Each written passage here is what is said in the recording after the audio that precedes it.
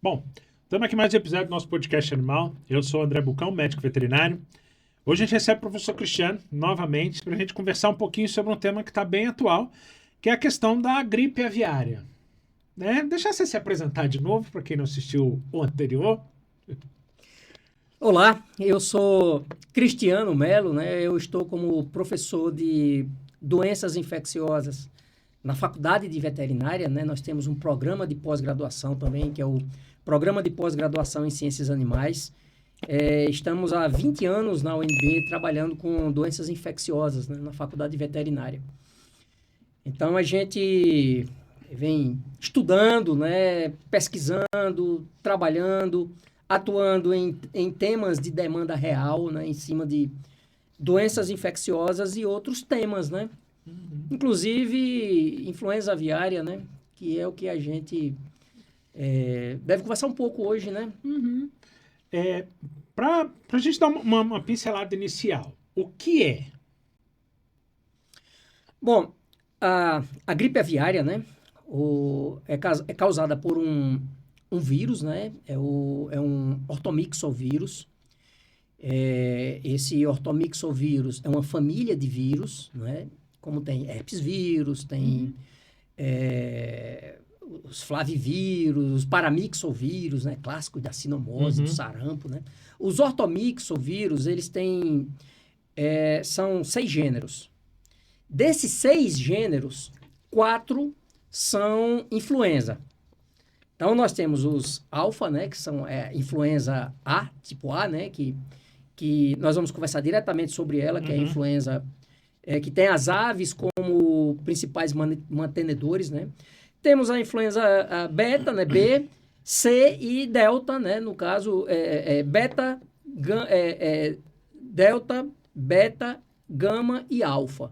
Né? E nós vamos conversar hoje sobre, principalmente, a alfa, né? Que é o influenza A, né? E que aí envolve principalmente, não é exclusivamente, as aves. E esses vírus influenza A, eles têm primordialmente as aves como mantenedoras na natureza. No caso... duas famílias, praticamente, não? Né? Que são aquela família, inicialmente, que tem aquelas aves migratórias, né? Onde nós temos os famosos 30 réis, as gaivotas, os maçaricos, que encontra muito no mar, né? Na praia. No mar não, na praia, correndo na areia, né? Então, aquelas aves migratórias e a família... dos patos, né? Falar de uma forma mais para a audiência, né? mais simples. Que tem os patos, os gansos, os cisnes, os marrecos, que são aves consideradas domésticas. Então, temos as aves silvestres, né? Aquelas são migratórias. E também esse outro grupo de aves, essa outra família de aves, anserides, né? Que compõem, no caso, o ganso, pato, aquelas aves principalmente aquáticas. Né? Principalmente aquáticas são as aves que estão diretamente ligadas incriminadas em albergar esse tipo de vírus que eles são mantidos principalmente por esse tipo de aves, não exclusivamente. Depois a gente vai falar de outras coisas. Né? E essa contaminação se dá como? Bom, então, o que é que acontece? Nós temos vírus influenza, é importante isso aí, né? De alta patogenicidade e de baixa patogenicidade. Né? Se for o caso, depois a gente explica. Então, esses vírus, eles circulam na natureza, né? São vírus, digamos, muito espertos, né? Que eles têm uma composição proteica de substâncias chamadas A e H e A, né? H e N. Hemaglutinina e neuraminidase. Por isso que geralmente os vírus são quando você H1N1. Isso. Então, H de hemaglutinina e N de neuraminidase. Então, olha a loucura, né? Do mundo da virologia, né? Então, isso que nós estamos conversando aqui, a gente está entrando no mundo da virologia. Né? Cara, que é bastante interessante se você parar para pensar que é uma coisa É proteína. mínima. É proteína, né? E às vezes causa um estrago violento. absurdo. Então, isso é muito importante, né? Explicar para a sua audiência importante, é um canal muito importante, com uma penetração muito grande, né? Não só no meio veterinário, né? Porque todo mundo assiste YouTube, todo mundo assiste.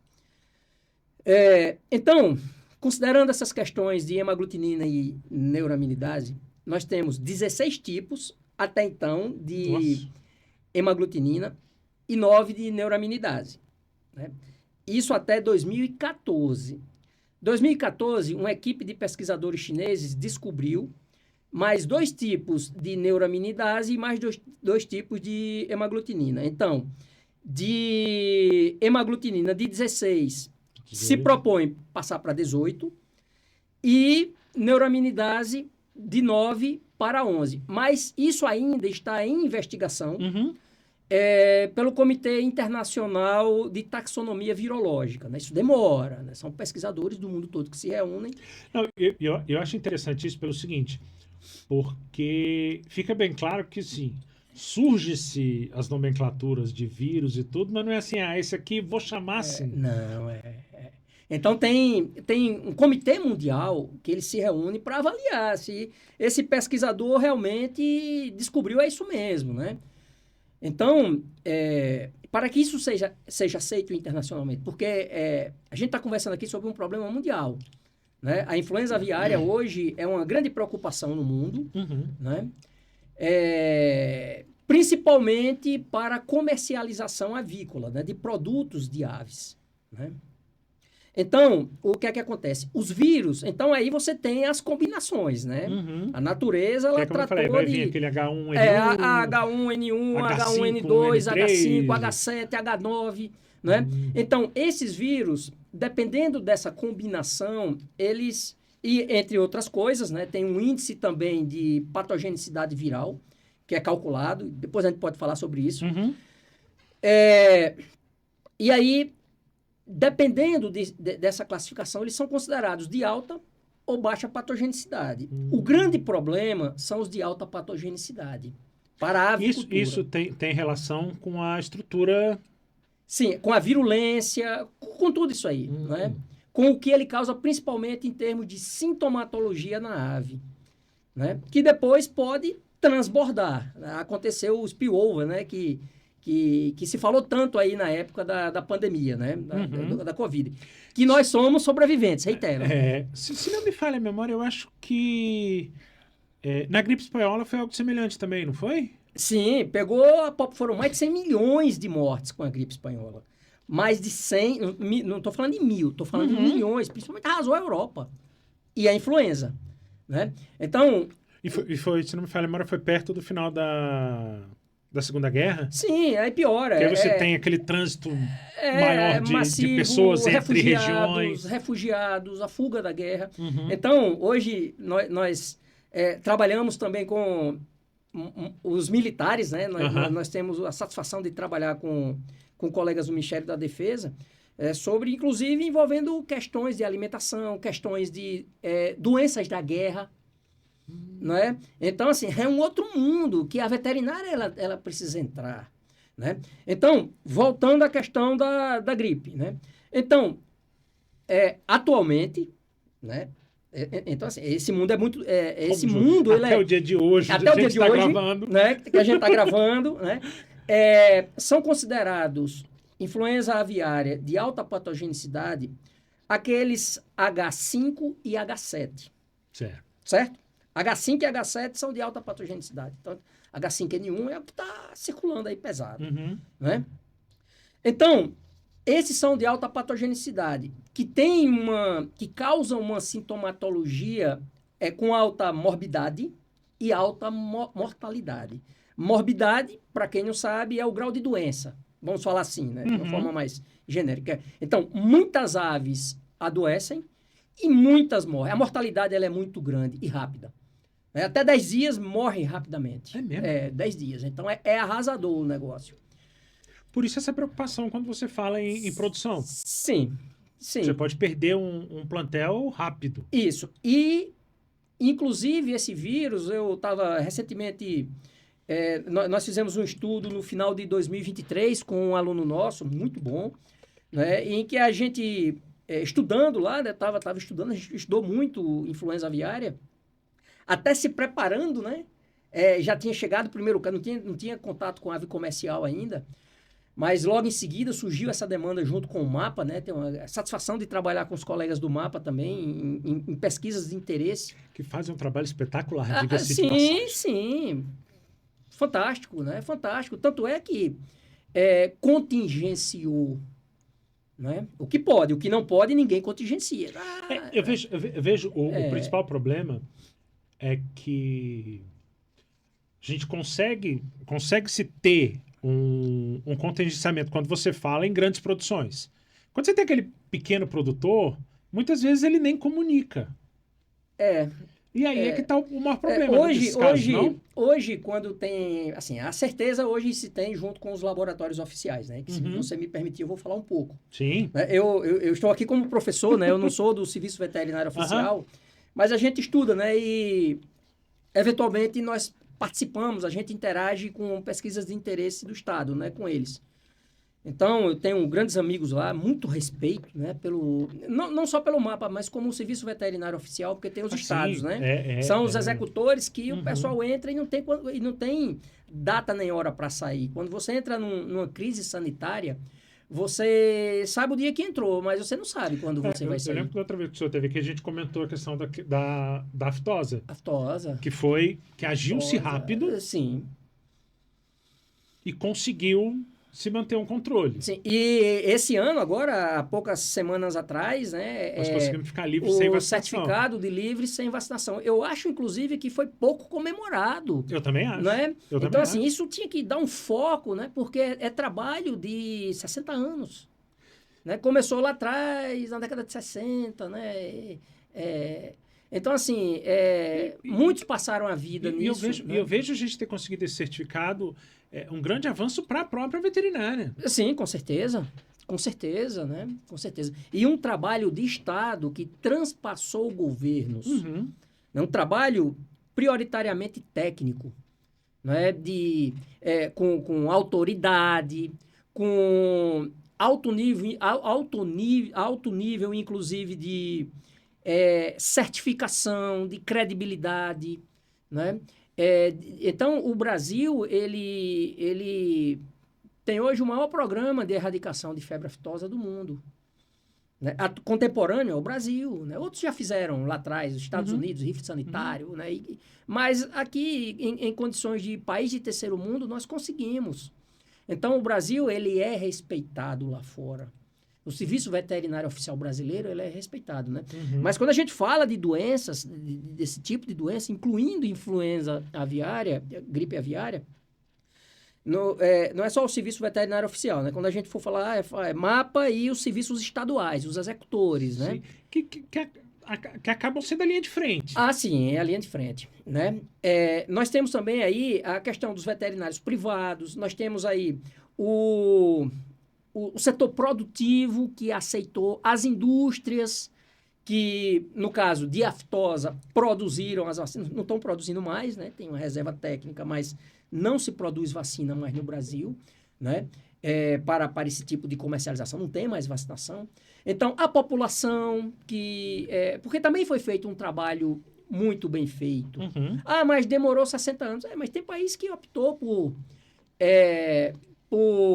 por se manter e não erradicou e tem febre aftosa até hoje. Hoje nós trabalhamos com países da África também, nós desenvolvemos trabalhos fora do Brasil também, né? Então, a gente estuda outros países, inclusive recebendo alunos de fora. E a gente vê que a situação do Brasil, ela está muito à frente, né? Inclusive em questões de governança, né? Que é o poder do Estado de tomar a decisão e ir lá e fazer. Não estou falando que é desse governo, ou do governo passado, do Estado. Até como o senhor está falando, são 60 anos no caso da aftosa. Isso. Então foram vários os governos. Com vários avanços, às vezes retrocessos, mas o programa ele se manteve. Né? E hoje tem um programa de vigilância. Né? O Brasil está tem um programa de vigilância hoje, né? Que, claro, precisa melhorar, nada é perfeito, né? Uhum. Mas a questão isso no caso da aftosa, né? Porque são doenças com o mesmo potencial. A aftosa, ela tem a potencialidade para a questão comercial de carne bovina, carne suína, impacta, e até carne avícola. Mas galinha não pega febre aftosa. Mas impacta, né? As medidas comerciais, elas muitas vezes, elas albergam a maioria dos produtos agropecuários, porque tem uma doença desse potencial, Uhum. né? Tanto influenza quanto aftosa, peste suína africana, que é outra bomba biológica violenta, né? Que não é a peste suína clássica que nós temos lá ainda no Nordeste do Brasil, a partir de Alagoas, que é considerada a zona não livre, né? E tem a zona livre a partir de Sergipe, né, até o Rio Grande do Sul. Então, por isso que fica lá ali o pessoal no Rio São Francisco, de olho aberto, para não passar nada de Alagoas para Sergipe. Porque se contaminar Sergipe, chega no Rio Grande do Sul, embarga o Rio Grande do Sul. Né, por conta dessa diferenciação. Né, são medidas epidemiológicas. Né?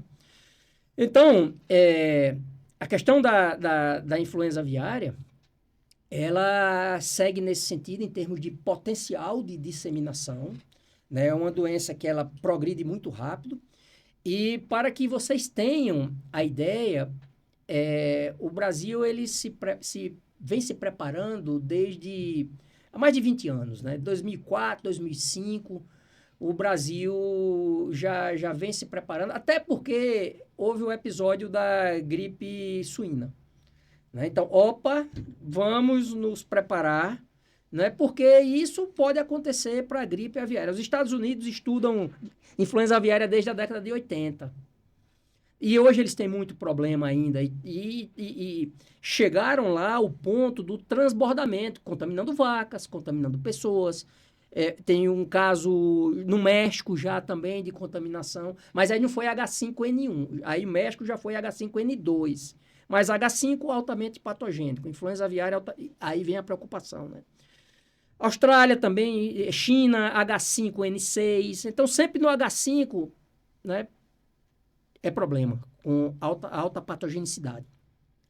Então, o Brasil, ele começou a se preparar, né, já há quase 20 anos. Por isso que contingenciou rápido agora. Não foi algo que aconteceu, né, a questão lá do Rio Grande do Sul, que a gente vai conversar também, né, a questão do Rio Grande do Sul, porque já sabia que isso poderia acontecer. O Brasil já vem monitorando os 3 pontos principais, porque isso epidemiologicamente a gente já sabia que poderia chegar, não sabia quando, né? A gente não sabe quando, né? Mas que pode chegar. Então, isso é uma área da medicina veterinária, que a medicina veterinária chama-se medicina veterinária preventiva, onde nós trabalhamos com medidas de prevenção, medidas de inteligência. Hoje nós temos projetos de inteligência, inclusive com outros países, né, monitorando doenças. Né? Hoje a gente tem alunos trabalhando com a Ásia, né, pesquisando sobre nossa orientação, pesquisando a Ásia, né, para saber o que é que pode chegar. Né? Recebemos recentemente uma aluna do México, que passou uma semana com a gente. Estamos hoje com uma aluna de Moçambique, trabalhando também essas questões investigando doenças. Né? Então, a medicina veterinária preventiva, esse é um ramo, inclusive no Ministério da Agricultura e nos estados, que trabalham com essas medidas. Então, epidemiologicamente, nós sabíamos que se chegasse no Brasil, chegaria por aves exóticas migratórias, que é um conjunto de aves que a gente vai conversar. Né? E aí, nesse caso, fica mais complicado você determinar o ponto de origem? Não, o ponto de origem não interessa. O interessa é que você detecte que ele chegou. Não interessa, porque depois o laboratório é outra coisa também que a gente precisa. O brasileiro, ele precisa conhecer e aplaudir os laboratórios oficiais que o Brasil tem. São excelentes. Né? E principalmente o laboratório que é referência para aves, né, que fica em Campinas. É o LFDA, Laboratório Federal de Defesa Agropecuária, SP, de São Paulo, que fica em Campinas. É um dos 13 laboratórios de referência mundial para influenza aviária. Isso aqui no Brasil. Né? Então, assim, o Brasil se preparou, é o que eu estou falando, não foi só de pesquisa, né? Então, estruturalmente, o Brasil ele se preparou, né? Ele vem se preparando, né? Porque você só sabe que se vai estar preparado na hora do problema, né? Então, mas o que precisa ser feito, o país foi fazendo ao longo do tempo. Então, observe, André, que é um trabalho de 20 anos, né? Então, isso trouxe uma certa potência para a avicultura comercial brasileira, né? Não estou falando em ave pet, não estou falando... Que é importante também, porque tem toda aquela... Né, a questão emocional das pessoas, a questão da fauna, a questão das aves silvestres, que a gente vai falar também, né? Que é importante por conta da biodiversidade, as questões da natureza. Isso é tudo importante. Mas quando você fala de avicultura comercial, é o emprego. É onde você paga o seu boleto. É onde dá o emprego, onde você recebe o seu salário. Então, imagine você... eu estava vendo dados da BPA, que é a Associação Brasileira de Proteína Animal. Então, o Brasil ele tem um portfólio de exportação de 15 milhões de toneladas de carne de frango por ano. São quase 15 milhões. Nós somos um dos maiores exportadores. Não, nós somos o maior exportador e o segundo produtor mundial de frango. Nossa. Então, algo... O impacto econômico disso violento. É astronômico. Então, assim, isso nós conseguimos abrir mercados, né? Então, negociações comerciais, internacionais, né? Muito importante. Então, praticamente o Brasil exporta para o mundo todo. O maior exportador. Imagine isso, né? Às vezes o brasileiro ele nem sabe, né? É um impacto econômico. Então, assim, muitas vezes fica ali pensando na inserção do país internacionalmente por meio do futebol, nada contra o futebol, por meio da corrida de Fórmula 1, né? Que eu não sou a pessoa mais indicada de falar de futebol, não, que eu sou vascaíno, então... Eu não quis pisar no seu calo, né? Nada contra o Vasco também. Então, o Brasil, ele se preparou, né? Por quê? Porque isso alavancou a produção e deu garantias aos países que são compradores que o nosso produto é seguro. É seguro e o Brasil tem um serviço veterinário oficial que garante isso aí. Tanto é que aconteceu o que aconteceu e segurou a onda, né? Então... até agora, até a data de hoje, né? Então, assim, amanhã pode ser outra história, mas até esse momento aqui que nós estamos conversando, a situação do Brasil é essa, né? Então, estruturou o laboratório, fez concurso, precisa de mais gente, precisa de concursar mais, mas fez concurso. Precisamos de mais pessoal, né, no Serviço Veterinário Oficial. Tanto o auditor quanto executor auditor, o MAPA executou o serviço estadual, as agências ou as secretarias, né, estaduais que cuidam dessa parte de defesa de saúde animal, né, e vigilância em saúde animal. Então, o que é que acontece? Estruturou o laboratório hoje brasileiro, ele é fantástico, né, eu não falo que as pessoas precisam conhecer porque não pode nem entrar, né, tem um acesso restrito, né, isso é importante por conta da biosseguridade, que é preciso ter na avicultura também, mas é um outro tipo de biosseguridade. Mas o brasileiro ele tem que se orgulhar dessas coisas, né? da agropecuária, né? O tanto de emprego que gera. Né? Então, uma crise como essa que ela se instalou no Brasil, e não foi de graça. Né? Então, como a gente estava conversando, a gente sabia que isso chegaria. E possivelmente por onde chegaria, por 3 pontos. Né? Como, no caso, o Ministério da Agricultura ele tem uma cooperação muito grande com o ICMBio, né? Que é o setor do Estado, quem cuida, junto com o IBAMA, com o Ministério do Meio Ambiente, quem cuida dessa parte dos silvestres, né? Dessas aves migratórias. Então, o Brasil ele tem 3 pontos principais de monitoramento, considerando 3 rotas conhecidas, e essas rotas, assim, os números, quando a gente conversa sobre influenza aviária, eles são assustadores, né? É assustador. Então, anualmente, o Brasil recebe cerca de 5 milhões de aves migratórias, né? Então, volumezinho. Então, quando você fala de influenza, os números são impactantes. Então, quais são esses pontos de monitoramento?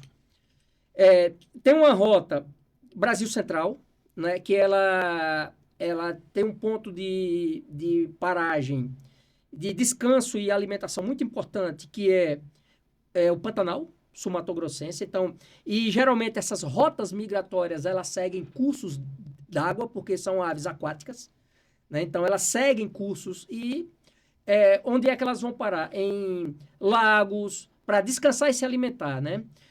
Lagos,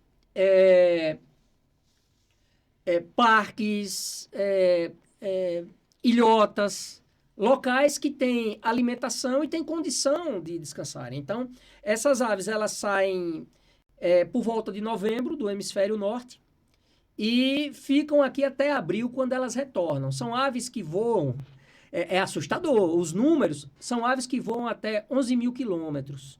Caralho. Aves que voam até 11 mil quilômetros. Imagina, até de avião para a gente é difícil, né? E elas voam, então elas têm pontos de descanso e alimentação. Então, no Brasil, temos essas 3 rotas que levam ao Pantanal, né? A ilha de Itamaracá, em Pernambuco. Ilha de Itamaracá é a terra a paixão do grande Reginaldo Rossi, cantor pernambucano, né? Né? Importância internacional, né? Um grande um ícone pernambucano, né? Então, a ilha de Itamaracá, aqui próxima a ela, tem uma ilhota chamada Coroa do Avião, que é ali que elas param, né? Que é uma rota mais nordeste atlântico, né? E uma rota que leva até o Rio Grande do Sul. Você vê, elas não se contentam, elas vão para o Rio Grande do Sul, né? Que é onde nós temos lá um grande parque nacional para que essas aves elas permaneçam. Tanto é que esse primeiro caso, ele é um parque nacional, né?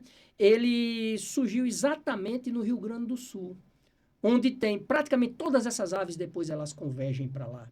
Aves migratórias. Então, isso sabia que ia chegar por lá. Então, só que tivemos 2 grandes problemas no Rio Grande do Sul recentemente, né? Então, foi a catástrofe, né? Que tem 1 ano e 2 meses. Eu tive né? em março, na região atingida, ainda está muito devastado. Não, ali você não reconstrói, né? Então, assim, o povo gaúcho, eles são heróis. É um povo aguerrido, né? Eles não desistem. Então, é um estado que eu admiro muito e potentes. Eles são muito avançados, inclusive, na veterinária. Só que os serviços, o estado, ele foi desestruturado pela questão climática. Então, por conta da questão, nada que esteja ruim que não possa piorar, né? Então, nós tivemos aí a questão da desestruturação climática e logo em seguida nós tivemos o quê? Um primeiro foco de doença de Newcastle, que faz parte dessas síndromes respiratória, neurológica, nervosa das aves. Então, nós tivemos já um problema sério lá com Newcastle, né? Então, foi contingenciado o surto de Newcastle, eu acho que foi em maio, se eu não me engano, né? Logo em seguida, depois da tragédia, né, climática que aconteceu lá a partir de Porto Alegre, que foi cidades desapareceram. Aí, o que é que nós tivemos? Aviários que foram completamente arrasados. Estou falando de destelhamento. Estou falando aviários que foram completamente arrasados. Então, todo esse processo de reconstrução, né, ele proporcionou que acontecessem falhas na biosseguridade, né? E aí veio o foco de Newcastle, né? Veio toda aquela questão de contingenciamento, toda a dificuldade até para que o serviço veterinário oficial ele pudesse ser reestruturado, né? Então, estradas deixaram de existir, né? Fazendas foram o típico cavalo lá em cima do telhado, né? Eu tive lá, tem estradas que realmente ela só tá metade. Né? Então, Aí você bloqueia aqui para passar todo mundo, depois o bloqueia de lá famoso para pare-siga, né? É. Então, as doenças, elas são oportunistas nessas tragédias. É a guerra.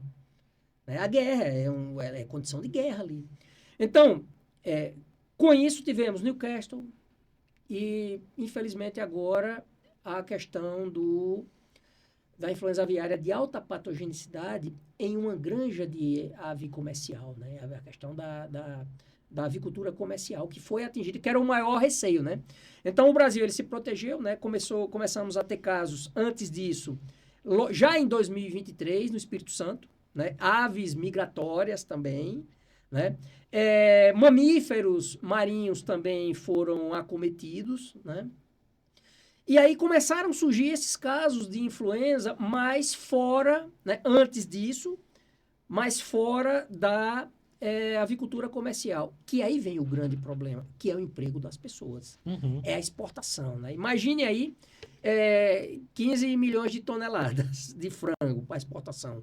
O que é que tem por trás disso? E de alta qualidade. O Brasil é campeão. Né? E quando acontece um problema dessa natureza, em um primeiro momento embarga o país todo.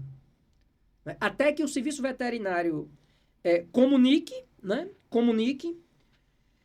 e mostre as coordenadas, o que é que está acontecendo, que o problema foi local, foi contingenciado localmente. Né? Houve um trabalho intenso logo em seguida de rastreamento dos produtos daquela granja, daquela região, para onde tinham ido, né, porque tem um vínculo epidemiológico. Né?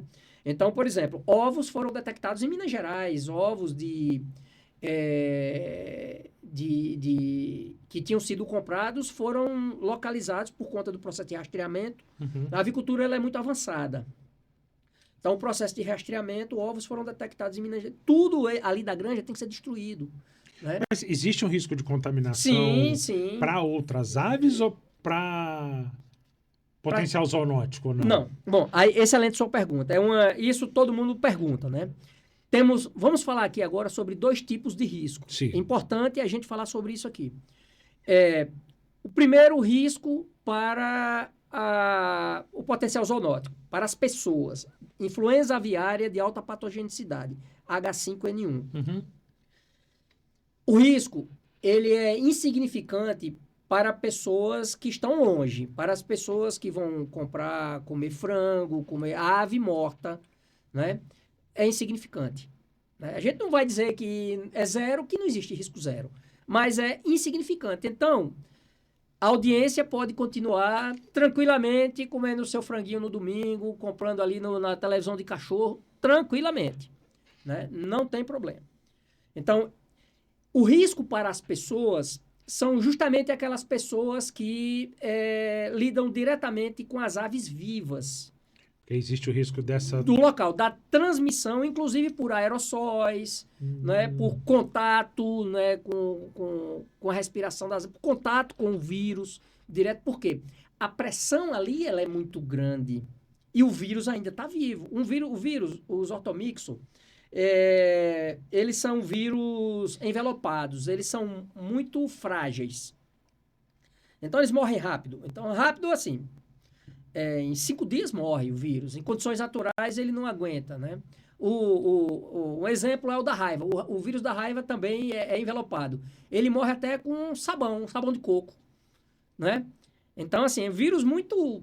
Né? Então, assim, mas tem trabalhos que mostram que esse vírus ele sobrevive até 96 horas em moscas, que podem transmitir, né? Por isso que é importante ter todo esse processo rigoroso de higiene para não ter mosca, né? E aí, nesse ponto, você pega, por exemplo, algumas granjas que não permitem nem a visita, que é para não ter o risco de... Restrição de acesso. Vamos falar sobre isso também. São as medidas de bioproteção que as granjas comerciais têm hoje. Isso é muito rigoroso. O acesso restrito. Né? Então, só para concluir, a questão do risco, né, que é importantíssima essa pergunta, ela é importantíssima. Então, o risco para o ser humano, ele é insignificante, a não ser para aqueles que trabalham diretamente na granja, né, com a manipulação da ave viva, porque o vírus ele está ali ainda vivo e ativo, né? Então, inclusive os próprios fiscais, auditores que vão fazer o primeiro contingenciamento, a primeira linha de defesa, que a gente estava falando do Serviço Veterinário Executor, né? Os estados são heróis, né? Então, depois que eles fazem o trabalho, eles têm que passar por um processo de autoacompanhamento para checar se não tem nada com eles também, né? Então, isso tem na documentação oficial do Ministério da Agricultura, tem um capítulo exclusivo para ações no plano de contingência, com confirmação de foco, que os veterinários oficiais eles têm que passar por um período de acompanhamento, né? Até porque eles tiveram contato com a ave viva, e ali no calor do foco, na zona quente, que a gente chama. Mas, para as pessoas que vão comprar aqueles produtos, né, normalmente, não tem problema. Então, isso aí já está pacificado. Vamos conversar agora rapidamente sobre o outro risco, que é o risco de transmissão para outras aves. Esse é grande, é alto risco. Então, por isso que o contingenciamento ele tem que ser rápido. Para quê? Para que aquele vírus ele não se espalhe para outras granjas, para outros conjuntos de aves, né, que a gente vai falar daqui a pouco, né, são os conjuntos de aves. Né? Aí nesse caso do risco da contaminação dessa carne, por exemplo, está também relacionado ao transporte refrigerado. Isso aumenta a viabilidade desse vírus? Aumenta, porque assim, as pessoas acham que congelou mata o vírus. Ao contrário, o vírus ele permanece ativo por mais tempo, né? Por isso que tudo praticamente que a critério do Serviço Veterinário Oficial. O Serviço Veterinário Oficial é quem... Eu estou falando aqui como professor, né? Por quê? O Serviço Veterinário Oficial que está lá em loco, na área quente, é ele quem vai tomar as decisões, né? Mas, muito possivelmente, todos os produtos que estão naquela granja ali do foco, no perifoco, aquilo tudo é destruído. Né? Porque aquilo não pode sair, porque ali tem vírus, possivelmente ali tem, e não são só os produtos, carne, ovos, tem uma indústria potente de ovos também, né? Temos aí uma estimativa no Brasil de 50 bilhões de ovos produzidos por ano. Bilhões de ovos produzidos por ano. É um mercado... É muito grande. Então, quando a gente fala de influenza, reitero, né? Os números, eles são impactantes, né? Então, o que é que acontece? Os ovos, ração, que está lá estocada, a cama do frango, as instalações... É tudo incinerado. Tudo é destruído, ou que não puder ser destruído, a casa, por exemplo, ela é completamente desinfectada de forma ativa, de forma efetiva.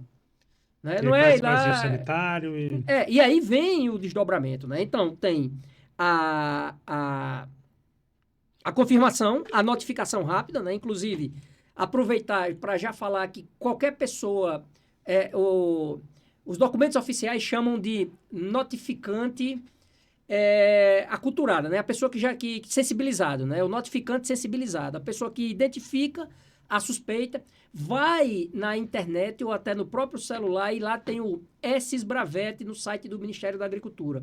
Então, essa pessoa, ela gera uma uma notificação, né? E ali é atendida imediatamente, né? Então, esse é o fluxo. A pessoa notifica, né, a suspeita. Isso as pessoas fazem hoje com muita responsabilidade, né? Até por conta do tamanho do problema.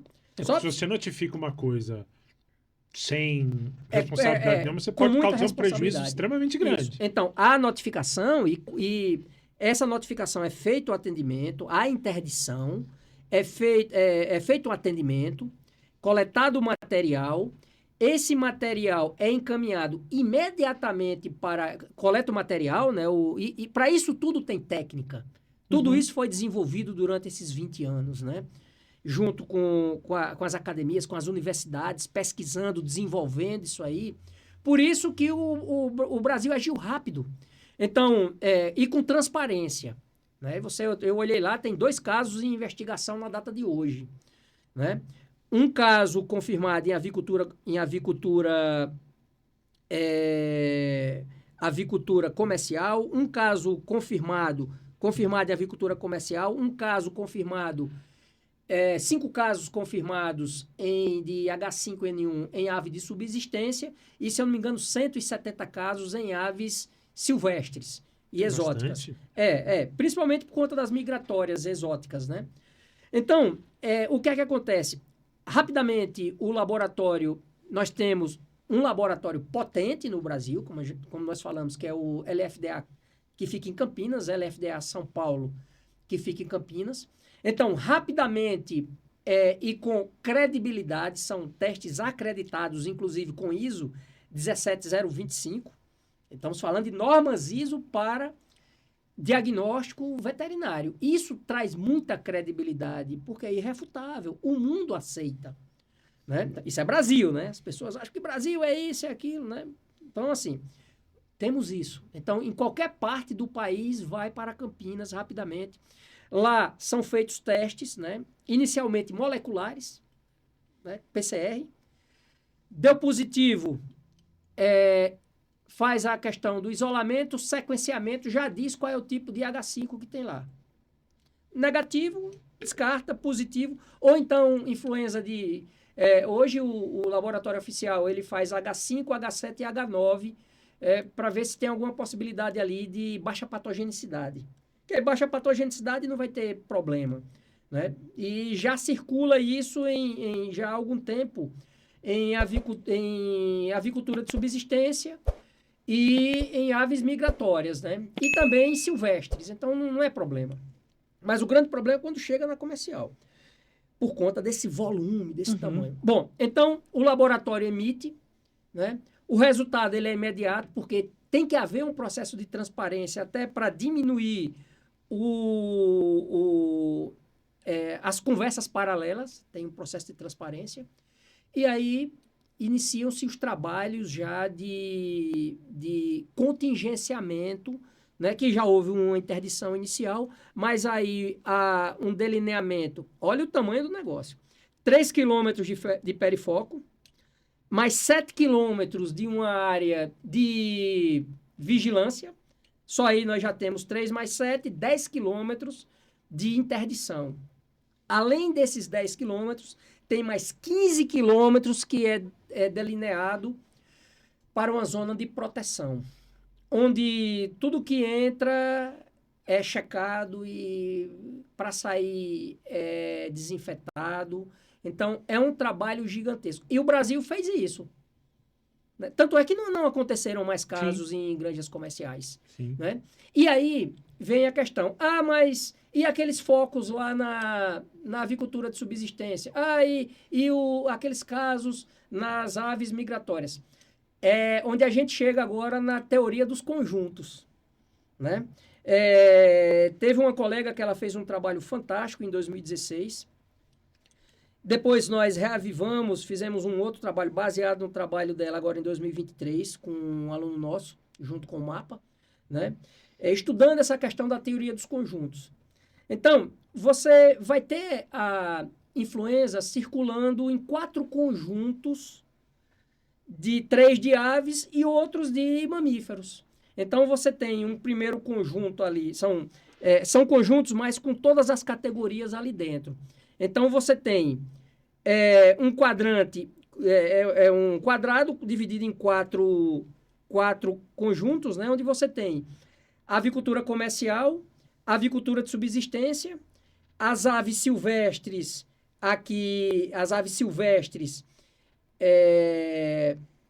as aves silvestres e endêmicas, onde você tem as aves silvestres, que vai ter mutum, jacu, né, pombas, os passarinhos, né, que são da nossa fauna, E tem as aves migratórias e exóticas. Isso considerando a questão da bioproteção. Então, se você consegue proteger a avicultura comercial, não tem problema. Aquilo ali segue do ponto de vista industrial, que é esse volume que a gente está falando aqui. Então, a primeira é o conjunto em que você tem ali o ideal, né? Que é cada um no seu quadrado, ninguém contamina ninguém e segue a vida.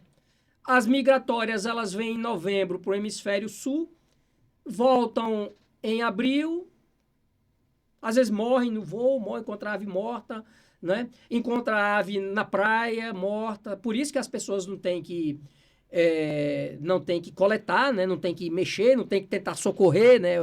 O veterinário... Você não sabe o que tem ali, né? É o veterinário lá do primeiro semestre, né? Ele é o salvador dos animais, né? Arca de Noé, né? Então, ele quer levar tudo para casa. E imagine levar um negócio desse para casa, né? Para a família. Então, você tem uma ave lá, muitas vezes agonizando, né? Pinguins, né? Teve uma questão em pinguins lá no zoológico, se não me engano, no Aquário de Santos, algo assim, né? Aquário de Santos. Então, mas acho que foi baixa patogenicidade. Então, o que é que acontece? Então, tem esse conjunto aqui, que é o conjunto que é o ideal em termos de biosseguridade, né? As granjas comerciais, a avicultura comercial, ela é muito avançada, ela tem uma logística muito avançada, né? Inclusive com pessoas altamente capacitadas para estar ali no dia a dia, né? São bem pagas, né? Para que tenham consciência da necessidade da biossegurança, da biosseguridade. Então, você tem acesso àquilo que nós estávamos conversando, né? Antes de iniciar aqui. As pessoas têm que ter a consciência do acesso estritamente restrito, né? Você não pode chegar lá, eu quero conhecer, não pode. Né? Então, as granjas comerciais industriais, elas já têm isso. Eu lembro que na época da faculdade, até para a gente conhecer... Não vai, é difícil. É difícil. Muito complicado, até porque eles não aceitam, quando aceita, não aceita grupo grande. Isso. Porque fica mais difícil de você controlar. Isso. Então, o que é que acontece? Tem a questão do acesso restrito. Né? Isso é a primeira coisa. Não, então, lá longe da granja já tem lá um porteiro com um cidadão lá, né? Eu vou fazer o quê aqui? Não é a porteira aberta lá. Então, por quê? Porque não pode entrar. Então, a primeira coisa é o acesso restrito. O rígido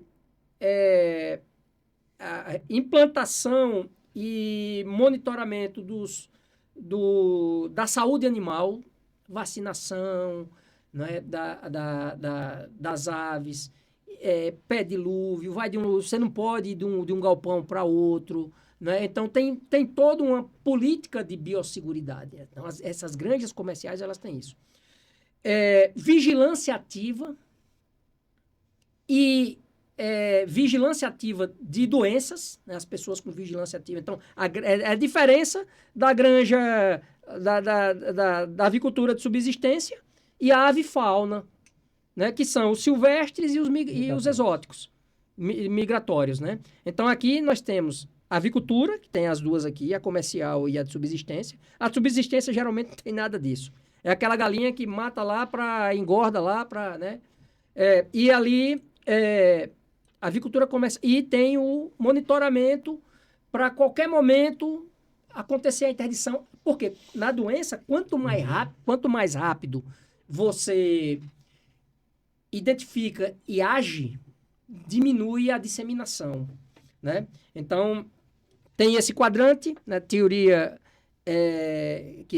a teoria que nós estamos explicando aqui, né? E aí você vem para a subsistência. Então, não pode ter nada perto de subsistência, né? Tem um limite, as pessoas geralmente compram as fazendas, as granjas comerciais compram as fazendas para não ter o risco. A suinocultura é a mesma coisa. O funcionário lá, ele não pode ter uma galinha e levar a galinha para alimentar lá na comercial e depois levar para casa, ou deixar lá. Não, essa galinha é minha. Isso não existe, né? Por conta do risco da biosseguridade e ter esse trânsito de entrada e saída. Bom, aí você tem a avicultura de subsistência aqui que muitas vezes isso é precário, ou não existe, né? Para ser educado, né? É precário. Então você tem aqui essa situação ideal, mas elas estão longe. Elas estão longe. Aí você tem aqui as aves silvestres, que a avicultura comercial ela está protegida, né? Estão longe, geralmente são lugares longe, onde você não tem fauna. Né? É esperado, isso é o sonho, né?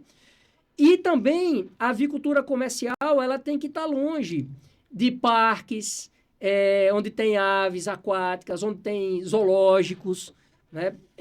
Onde tem locais onde essas aves migratórias elas passam. Então, isso é importante. Então, ave migratória, e aqui nós temos a fauna, a ave migratória, a subsistência, e aqui ninguém entra no espaço de ninguém. Então, esse é o modelo ideal de biosseguridade. Então, aí não tem problema. Então, tem um segundo modelo, são 4 que eu falei, que é o caos total. Tudo misturado. Né? Então, esse é o caos. É isso que a gente, muito possivelmente, teve, não estou dizendo com certeza, mas esse é o cenário, que é o cenário do caos total na biosseguridade, né? Que você teve as granjas destruídas, você teve as estruturas destruídas no sul, né? Por isso que, infelizmente, muito possivelmente... Talvez por isso que teve esse primeiro caso lá. O foco, né? Então, as medidas, elas foram dificultadas tem que ter muito cuidado, né? Porque é um povo que sofreu muito. Elas foram destruídas, né? Muitas pessoas morreram. Né? Então, assim, é o cenário da catástrofe. Então, quando você tem uma catástrofe, piora. Mas se não tiver, vai piorar. E vai ficar pior. Então, o contexto da doença infecciosa é esse. Então, esse é o caos total. Né? Você teve migração de aves silvestres para outros lugares, senão ia morrer afogado. Né? Então, esse é o cenário que aí você tem a ave migratória entrando em contato com a ave silvestre, a ave silvestre com as aves de subsistência ou direto com a ave comercial, porque perderam as barreiras, né, de biosseguridade. E você tem aquele caos de contaminação total. Né? É diferente quando você tem um programa estruturado. Né? Esse é o caos. Bom, e aí você tem um terceiro quadrante, que é o ideal. Né? Que é o que o Brasil vem trabalhando hoje, né, com o monitoramento, que é o quê? A proteção, total proteção, né? Total, o máximo que pode, né? Dentro dessas medidas que a gente falou aqui. E isso é plenamente possível de ser realizado, né? Uma grande proteção da avicultura comercial, mas você não tem domínio total, um maior domínio sobre a questão das aves migratórias exóticas, que terminam tendo contato com as aves silvestres, que são endêmicas, e que terminam, até por conta dessa fragilidade de biosseguridade, terminam tendo contato com a avicultura de subsistência. Só que a avicultura comercial, industrial, ela está protegida. Então as pessoas falam, mas tá o caos, está tendo muito caso em avicultura de subsistência, mas sim, não tem problema. Não vai ter o problema que... porque, como a gente comentou aqui, não existe esse risco de contaminação para o ser humano. Não. Então, o que é que acontece? Então, geralmente, a avicultura de subsistência são criações pequenas que, para ser uma avicultura comercial, ela tem que ter um N mínimo de pelo menos 1.000 aves. Então, a avicultura de subsistência, ele indivíduo tem as galinhazinhas dele lá, tem os patos, tem os perus.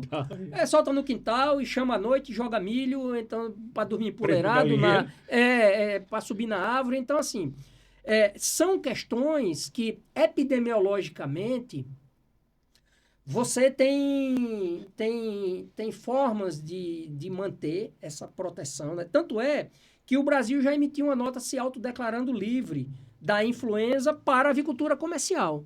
Mas não quer dizer que tem, porque inclusive tem casos de investigação, mas que muito possivelmente não tem uma repercussão maior para o que o Brasil faz, né? Aí você pergunta, eu tenho um papagaio de estimação, eu tenho um canário de estimação, vai entrar nesse circuito, né? Então a pessoa tem que cuidar da biossegurança daquele animal, protegê-lo, né? Então você não pode estar circulando com o animal para lá e para cá, né? Então o trânsito, eu converso muito com os alunos, né? Eles sabem disso. A gente fala muito do trânsito, né? O trânsito é o que... As doenças, elas chegam nos rebanhos e nas granjas pelo trânsito. Tanto é que a primeira coisa da biosseguridade é o trânsito restrito, né? Estritamente para o que é ligado ao trabalho. Por isso que não pode estar levando grupos para visitar a ave, para isso. Né? Fora que até nessas granjas, quando entra o caminhão, ele é higienizado antes. Isso. Então, é algo que, tecnicamente, já se trabalha, né? E é mais ou menos, né? Agora tem os detalhes, né? O que está acontecendo agora é mais ou menos isso. Eu não posso afirmar porque eu sou um professor. Eu não estou à frente. E o Serviço Veterinário Oficial, o SVO, ele tem a autoridade, né? Para mudar isso ou aquilo lá, a depender do que esteja acontecendo. Né? Porque também isso não é um laboratório que você chega e tem lá a temperatura controlada. Né? Porque cada foco vai ter um comportamento diferente. Cada caso é um caso. E esse foco especificamente no Rio Grande do Sul, como é que se deu? Eu não sei em detalhes. Não, sim. Né? O básico. Mas parece que era um arrozeiro. Eu não sei. Né? E houve alguma fragilidade, né? Foi no município de Montenegro, né? Houve alguma fragilidade e o vírus chegou. Né? Então, a partir disso, houve a notificação. Né? De notificação obrigatória. Não, imediata, obrigatório. Inclusive internacional. Aí vem outra coisa que é importante a gente conversar. Né? É onde, você vê onde a veterinária entra. Na questão das negociações internacionais. Né? Então, o que é que acontece? A partir do momento que o Brasil soube do resultado laboratorial, ele imediatamente é signatário da Organização Mundial de Saúde Animal, atualmente é denominado como ONSA, né? A antiga OIE, né? Que era o Escritório Internacional de Epizootias, né? Hoje já foi ajustado esse tema para... Hoje não, já há alguns anos. Mas é recente, né? Para a Organização Mundial de Saúde Animal. É o paralelo da Organização Mundial de Saúde, né? que são tratadas na Organização Mundial de Saúde cerca de, se eu não me engano, 120 alguma coisa, 130 doenças, com esse potencial, que podem afetar a saúde humana e o comércio, a saúde pública e principalmente o comércio. Então, esse viés, aquela questão dos riscos que nós falamos, esse viés, ele é tratado principalmente, claro, como risco à saúde pública, como uma virose emergente, é considerado uma virose emergente, né? Até por conta desses desdobramentos, e também o impacto no comércio de carnes. Ele impacta diretamente. Então, o Brasil ele tem essa condição de maior exportador porque ele tem tratados, né? Ele é signatário de acordos em que ele vende porque aqui não tem. Né? Mas o mundo todo tem, praticamente. Você vê o mapa mundi hoje em relação à influenza, o mundo é todo vermelho. O Brasil é que era lá sem cor, né? Porque nós não tínhamos até então. Então, o Brasil ele tem muita força. E aí, o que é que acontece? Imediatamente faz parte dos acordos internacionais, principalmente duas coisas. Notificação imediata, isso se chama transparência. O Brasil é transparente, né? Bilateralidade, reciprocidade, né? E aí nós temos essas doenças como medidas que são questões sanitárias que podem ser embargos sanitários que são diferentes de embargos comerciais. A gente está vivendo agora, recente, né? Uma guerra tarifária muito grande, comercial, né? Que que também extrapola essa questão, mas a questão do embargo sanitário, ele pode ser instituído a qualquer momento.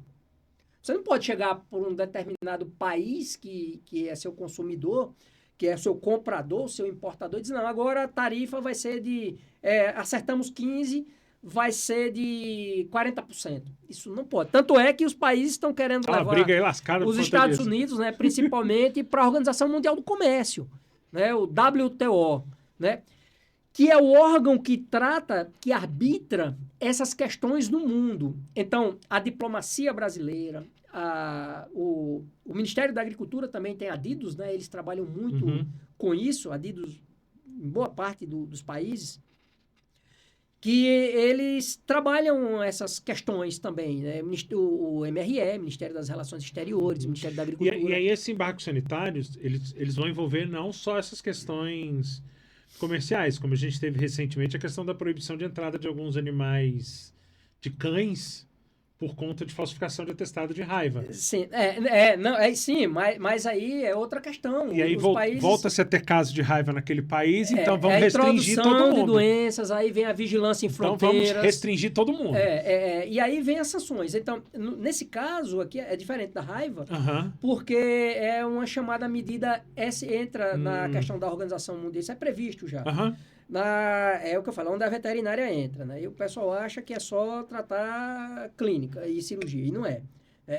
Relações a diplomáticas. Veterinária, eu acho que é uma das profissões que tem o leque mais amplo de áreas que você consegue trabalhar.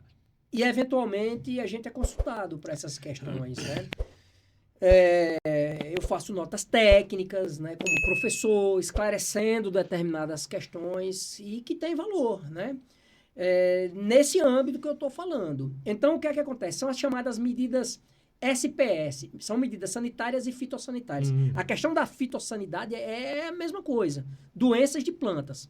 Então, por isso que é proibido você entrar com os... Isso, aí tem um setor lá... O que vai vir de praga, o que vai vir naquela folha seca sem rótulo, naquele produto sem estar... Isso. Aí tem um setor, isso aí no caso de... Não só em aeroportos, mas tem portos também, né? Tem nas aduanas, né, que tem um setor do Ministério da Agricultura chamado Vigiagro, que trabalha diretamente com isso aí. É um sistema, né, de vigilância internacional que trabalha com isso, sabe? Que é extremamente importante. E as pessoas têm que saber. E aí eu sou obrigado a comentar pelo seguinte.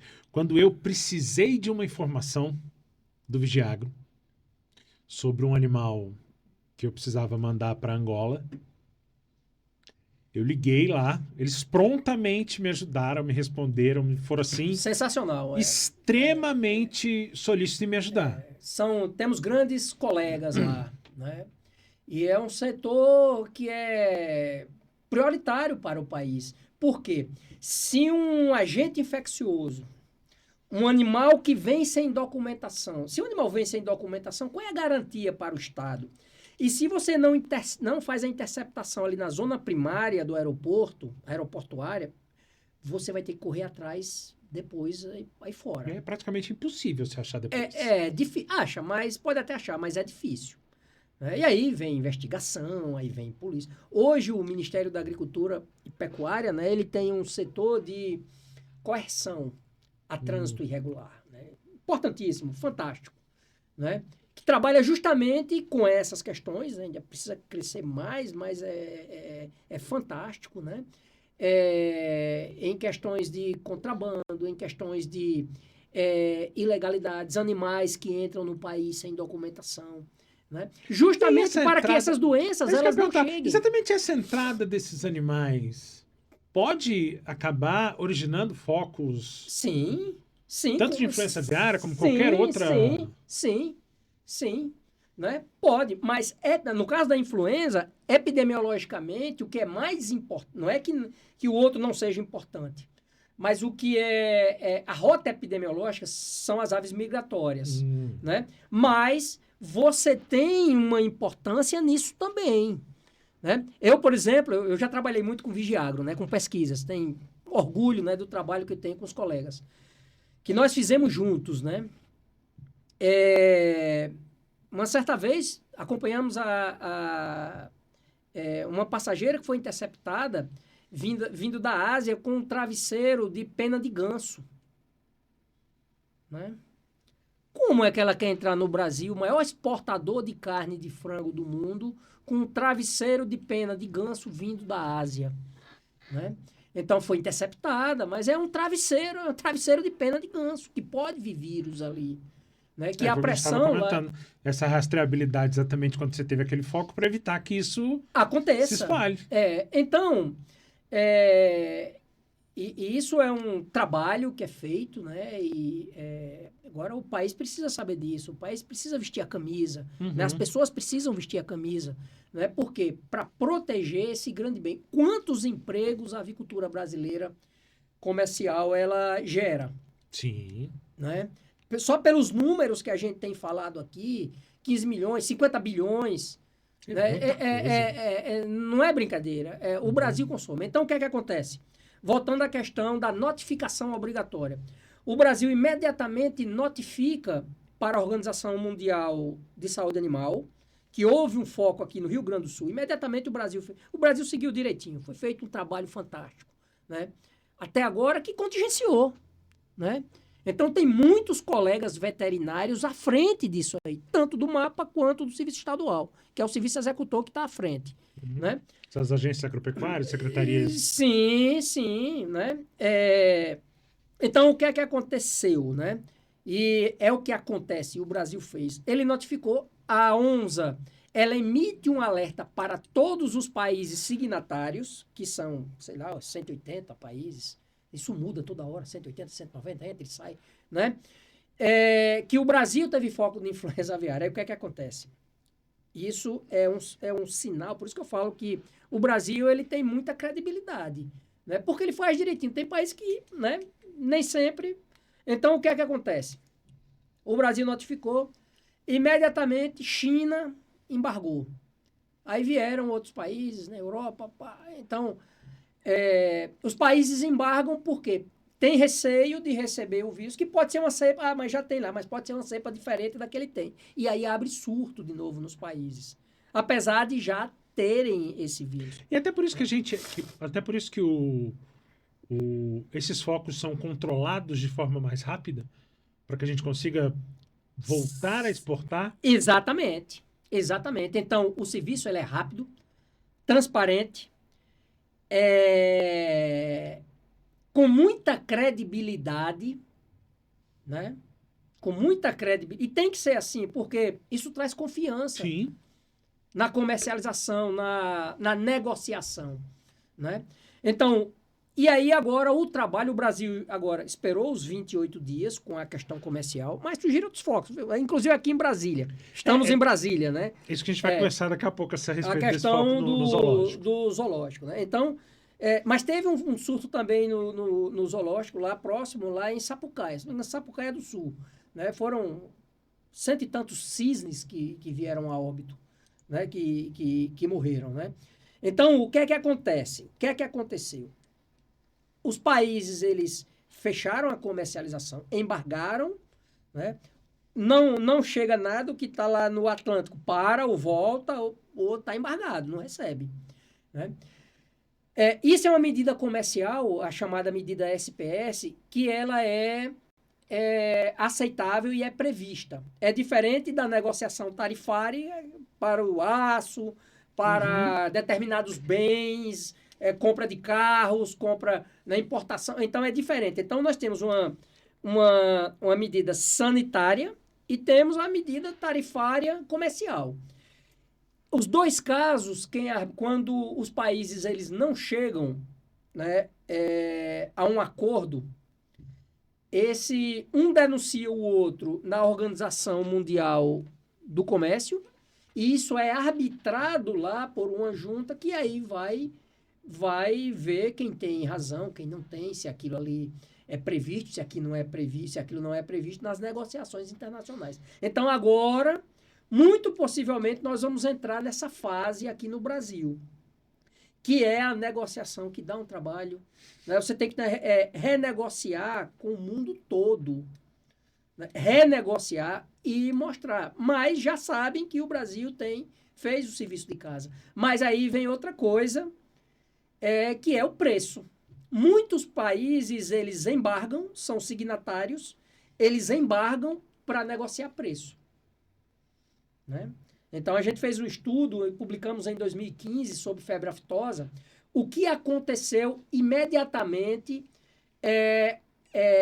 após o foco, né? o surto de febre aftosa, que começou em 2015 e encerrou em 2016, foi um focão lá no Mato Grosso do Sul. Né? E o Mato Grosso do Sul voltou a exportar depois de 5 anos. Né? Mas aí, nesse caso da aftosa e da influenza aviária, exatamente pelo próprio estilo de criação, isso fica mais fácil o controle, não? Não. Não, são problemas diferentes e muito grandes. Não, porque a ideia que eu tenho é o seguinte, como as grandes comerciais, o espaço é mais restrito, fica mais fácil você controlar aquele foco do que no caso de uma febre aftosa, não? Não, nem sempre. Por quê? Febre aftosa, digamos, as fazendas são terras grandes, né? Geralmente. Quando houve, pra você ter ideia, o foco de febre aftosa lá lá no Mato Grosso do Sul, a fazenda em frente, ela tinha 4.000 bovinos em terminação. 4.000 bovinos em terminação. Né, já para preparar para o abate. Então, ali você interditou, né? Teve toda uma história aí, saída de gado para o Paraná. É aí que o Paraná ele entrou também, que não tinha nada a ver. Ali é uma tríplice fronteira, Mato Grosso do Sul, Paraná com Paraguai. Granja é complicado, porque as propriedades são menores e são vizinhas. Eu tinha a ideia de que isso era diferente, exatamente pelo fato de ser... Eu tive o privilégio de ir em uma cidade em São Paulo que é conhecida como capital do ovo. Né? O azulejo do restaurante é em formato de ovo, a calçada é em formato de ovo, as casas é pintura de ovo. Então, assim, a cultura é fantástico lá. Eu acho que é coisa de Brasil. Então, assim, a propriedade que eu fui produzia ovo, a vizinha produzia ovo, a vizinha do outro lado produzia ovo, a de fundo produzia ovo, e a de frente, adivinha o que é que produzia? Ovo. Né? Então, assim, e aí você tem um surto num lugar desse, não é a mesma propriedade, são várias unidades ali que você tem que fazer o trabalho epidemiológico. Então, rapidamente, ali você tem 1.500 propriedades, 2.000 propriedades. Eu tinha a ideia de que era diferente. São ações... não tem nada fácil. Né? São ações... Imagine uma propriedade grande e você tem uma ação de indenização. Em uma situação como essa, você tem 800 ações de indenização. Né? Então, assim, e aí você tem toda uma questão, são famílias, não é uma só família produzindo, você tem ali 800 famílias. Né? Então, não necessariamente é simples, que, não, é porque não é só uma unidade ali e o resto não tem nada. Né? Então, principalmente propriedade de postura. Né? Então, assim, são todos, não tem nada fácil, todos os procedimentos, eles são difíceis, né? Porque você está lidando ali, não é só com a fazenda, é a vida das pessoas. Pra você ter ideia, essa fazenda lá que... Eu não vou falar nomes aqui de propriedade, mas isso está tudo aí no... Se você entrar no YouTube, tem. Se você entrar no Google, né? Mas a propriedade que foi o foco índice, né?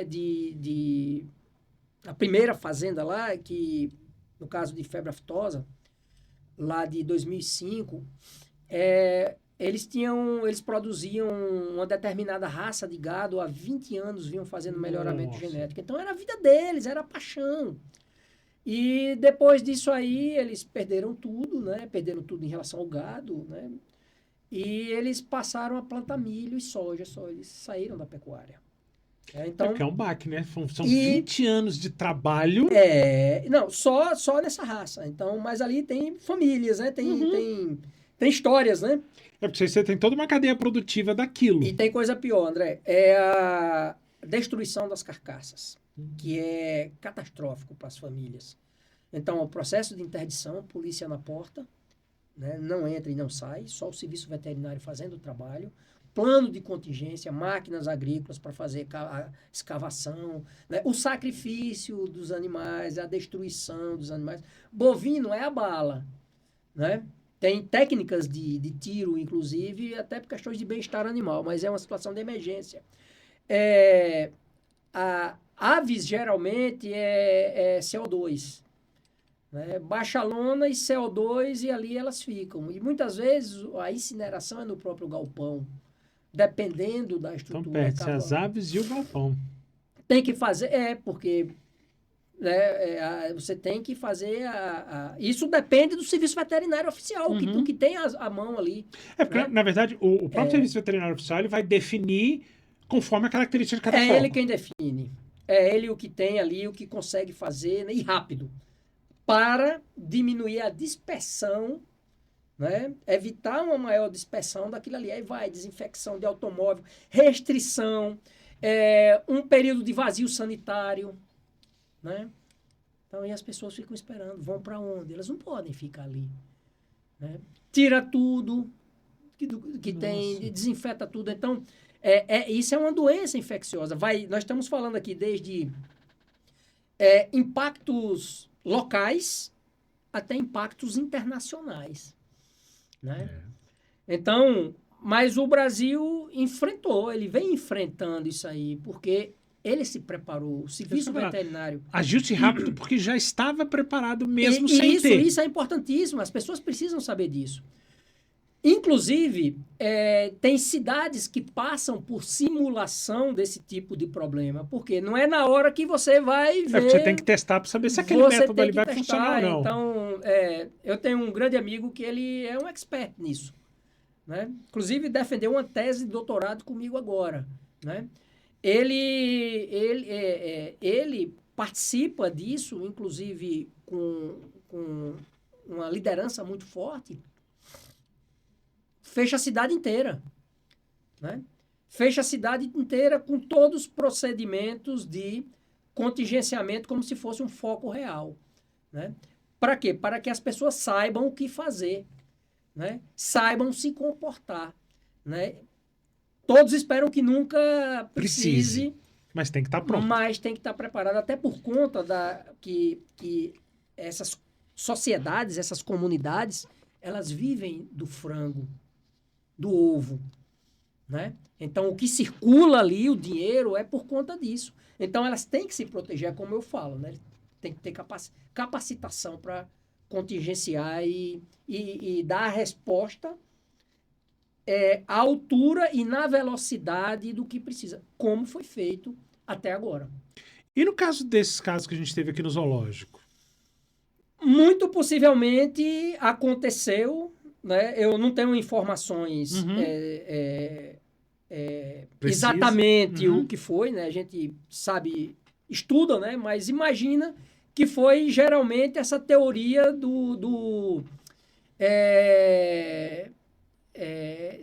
que a gente conversou, né? Que dos foi, conjuntos. teoria dos conjuntos, né? Em que a ave migratória, em algum momento, contaminou, infectou uma ave silvestre, né? E que acessou as aves do plantel, né? E aí fica mais complicado, não fica, não? Assim, eu digo porque o zoológico acaba tendo algumas espécies que são mais difíceis de você repor. E aí o risco é muito maior. Aí perde. Mas não significa que você vai dar o mesmo tratamento de choque que você dá numa avicultura comercial. É diferente. Né? Então, mas as medidas são parecidas. O serviço oficial, ele chega e ele avalia. Então, no caso, os animais, houve um sacrifício, né, do animal, do segundo caso. Depois, o recinto, ele foi desinfectado e se deu vazio sanitário. O zoológico, ele não reabriu. Então, a medida, ela foi implantada, né? E ali contingenciou, testou outras aves, muito possivelmente outras aves estão sendo testadas ou já foram testadas oficialmente pelo laboratório em Campinas, né? E ali ele tem um diagnóstico conclusivo. Senão, os animais, eles são sacrificados agora. Talvez precise uma atenção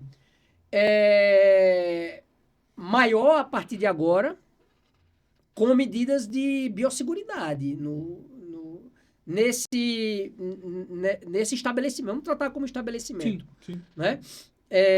Nesse plantel. Né? A questão de evitar o acesso de aves que não são ali do local. Né? Então, ali você tem não só aves, mas animais. Ali você tem gato, você tem capivara, você tem circulando, você tem pombo, você tem, né, gavião, você tem... Então, assim, isso para uma doença como influenza aviária de alta patogenicidade, isso é crítico, né? Não é questão do gato, mas aí vem outras doenças, do gato, da capivara, mas aves, no caso, pode ser que, se mantiver dessa forma, possam acontecer, né? Por quê? Não quero dizer que ave migratória, eu não posso afirmar que uma ave migratória entrou lá, mas uma ave silvestre que foi infectada por uma ave migratória. Aí você entra naquela teoria do conjunto lá do caos que a gente vê, que é a avicultura comercial, mas eles vão e se misturam lá. E, inclusive, com as aves do plantel, né? Com psitacídeos, com patos, com cisnes, né, com aves lá que façam parte do plantel, com aves exóticas, né, que tenham lá. Então, a questão dos zoológicos, não estou falando só desse, é que eles precisam implementar medidas de biosseguridade, né? Então, por conta, e assim, isso não é à toa que eu estou falando, até porque não é uma teoria, porque nós temos pelo menos 2 aí que eu sei, foi o de Sapucaia e o aqui de Brasília, né? O nosso aqui de Brasília, né? Que aconteceu, e isso gera um pânico na população, né? Ah, não vou poder comer carne de frango. Que não tem nada a ver. As pessoas foram monitoradas, né? Os tratadores não tiveram problema. Mas o problema agora é isso aí, é implantar medidas de biosseguridade para que dificulte. Também não quer dizer que vai que não vão existir, mas você pode dificultar, né? Com a implantação, foram aquelas que a gente falou aqui já anteriormente. Mas é um caso que precisa de melhorias, né? Implementar essas questões, principalmente relacionadas à biosseguridade. E a população, ela tem que colaborar, né? Você não pode levar um cachorro para o zoológico. Né? Uma vez eu presenciei, uma vez que eu fui visitar, né?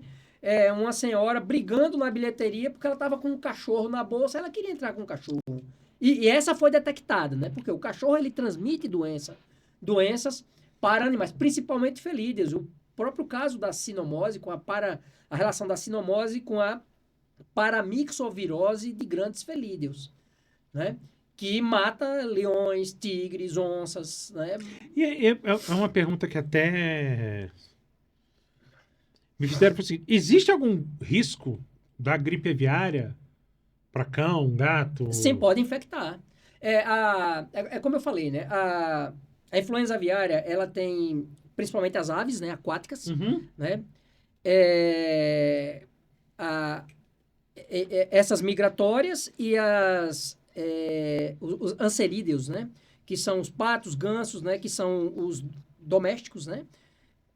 Foram domesticados. E tem as silvestres, as aves, todas aquáticas, né? As migratórias, exóticas, e as aves de subsistência, né? Que aí tem ganso, tem pato. Então, esses aí, eles são os principais mantenedores na natureza da influenza A. Como se fossem ali os hospedeiros, né, principais. Mas o vírus, ele tem muita plasticidade. Tanto é que já contaminou vacas agora, já foi detectado em vacas. Não quer dizer que vai se alarmar, vai chegar na bovinocultura do Brasil. Não. Isso é uma situação que está acontecendo. Até o comportamento do vírus é outro. É brando. No caso dos bovinos, né, foram alguns casos nos Estados Unidos. Acho que até uma quantidade considerável de casos. Em vários estados, incluindo Texas, né? Então, o que é que acontece? São casos brandos e que os tratadores, até por conta do contato íntimo com a vaca, ele termina se contaminando, né? Eu vi algumas reportagens falando de leite, nada, aquilo é o contato com o animal, com a secreção do animal, com a respiração do animal. Então, que essas vacas, elas podem ter sido contaminadas também nesse sistema de caos, Ou nesse seja, conjunto de caos. na verdade, nesse caso, para ter uma contaminação para o humano nesse contato, como você está falando na questão das vacas e tudo, tem que ser uma carga viral muito alta. Eu não posso te afirmar isso, sim. mas um contato prolongado, né, talvez, né, para que haja esse transbordamento, né, esse spillover, né, como se fala em inglês, né? Mas a questão é que ainda é preliminar, né? Então não há por que as pessoas se preocuparem com isso. Mas matou uma pessoa na Austrália, matou uma pessoa, morreu, mas também tem que ver outras coisas. Questão de comorbidade. Se falou muito em comorbidade na época da pandemia, né? O indivíduo estava lá, já tinha uma série de doenças, aí veio a Covid e morreu de Covid. Não foi de Covid. Muitos deixaram de efetuar os seus tratamentos, né? Mas, claro, verdade, morreu muita gente, né? Foi Covid... em decorrência da... Isso, mas não necessariamente. Então, muitos casos foram assim. Então, assim, meu profundo pesar e meu profundo respeito às famílias, né, que perderam, mas, assim, muitas pessoas, elas faleceram por conta de comorbidade. Muitos não quiseram tomar vacina e aí não entrar. Então, assim... Então, pode infectar outras espécies. Gatos, cães, né? Seres humanos. De forma mais branda. Sim, de uma forma... vai depender da... Porque se tiver problemas de imunidade... Né? Problema de imunidade, mas vai de uma forma fulminante, né? Então, assim, vai depender. Você não pode falar que é de brando, é uma forma branda ou uma forma mais aguda, porque depende, cada caso é um caso. Como está o organismo naquele momento. Isso. Então, isso vai depender, né? Mas é que isso pode acontecer, né? A biologia não existe matemática, existe estatística, né? Então, 1 mais 1 pode ser igual a 0, pode não dar nada. Né? E que bom que é assim, né? Que já pensou se toda pessoa infectada morresse, adoecesse, né?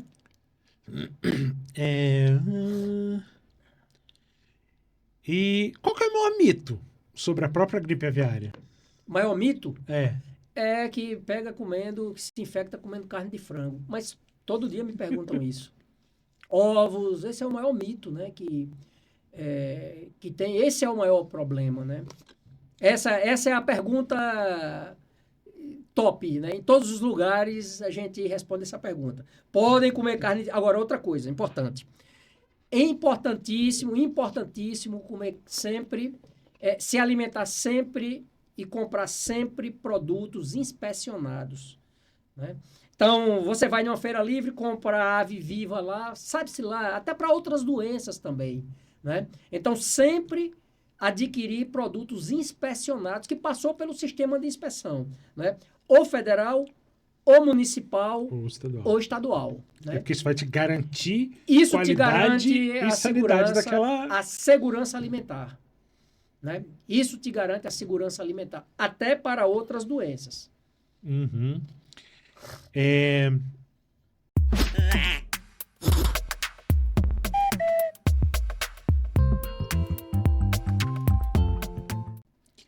E qual dica que você daria para os veterinários estudantes que querem atuar na parte de vigilância e controle? Isso eu falo sempre também, né? Abrir a cabeça que a veterinária ela tem muitas áreas, né? E no nosso caso aqui em Brasília, né, existem muitas oportunidades em concursos, né, específicos para esses sistemas, né, de vigilância, né? Então, principalmente para a atuação no Serviço Veterinário Oficial. Os concursos estaduais, os concursos para o MAPA, né? Então, esse pessoal trabalha diretamente com esses planos de contingência, né? Aplicação, vigilância ativa, atuação em denúncias, vigilância passiva, né? Como eu falei aí do Cisbravet, né? Que é o canal de denúncia, então vai lá investigar. Houve uma denúncia no caso que a gente considera uma denúncia passiva, né? E a pessoa vai lá investigar. Né? A investigação ativa, que você vai nas propriedades, faz a coleta de sangue, avalia se realmente tem vírus circulando, né? Laboratórios fundamentais, trabalhar, né? A alta capacidade em laboratórios dos colegas. Então, tudo isso é o serviço veterinário oficial. E também tem um sistema de saúde pública, né? Bom, esses sistemas todos, eles trabalham juntos. Ou no Ministério do Meio Ambiente, ou no Ministério da Agricultura, ou no Ministério da Saúde, né? Principalmente quando a gente pensa em uma só saúde, né? One Health, hoje que está, né, em moda, né? Falar sempre uma só saúde. E tem oportunidade para veterinária em todos esses lugares, né? Inclusive como veterinário privado, quando você vai... A iniciativa privada também, às vezes as pessoas acham que é só concurso, não é, você tem que entrar na iniciativa privada. Laboratórios produtores de vacina, né? Não só para aftosa, que não vai ter vacina para tudo quanto é coisa aí, né? Que bom, né? A iniciativa privada das grandes corporações, né? Multinacionais, né? Aí vem a questão dos idiomas, você precisa... Né? Qual é a dica? Fale línguas, que você ganha o mundo. Né? Então, aí as oportunidades, elas são inglês, espanhol, francês, né? Além de português. Né? Bom, queria agradecer. Acho que a gente conseguiu, de forma bem tranquila, eu acho, mas com uma amplitude boa, esclarecer bastante o que é e a importância que tem do controle e a importância que tem a ação que foi tomada, né? Porque realmente o Brasil agiu rápido, Vem agindo, né? Para a gente poder controlar esse foco e evitar que isso se espalhasse, né? Sim. Né? Queria agradecer, realmente. Acho que é bastante interessante. E é sempre bom que eu descubro que realmente é uma área que eu não entendo muito. É um grande prazer, André, estar aqui com você novamente. Seu canal é um grande sucesso. Acompanho, né? Estou ali vendo sempre os colegas. E, mais uma vez, muito obrigado a você, a sua equipe aí, né? Fantástica. E contem sempre conosco aqui, somos colegas. Sempre virei com muito prazer. Né? Dizer que aqui a gente conta com o apoio do Ilha Brasil. Vídeo, internet, marketing, tem estúdio podcast, tem um estúdio com chroma key, então dá para você estruturar aula, videoaula, curso, tem estúdio com cenário fixo, tem uma equipe de produção excelente e dizer que é isso. E até semana que vem.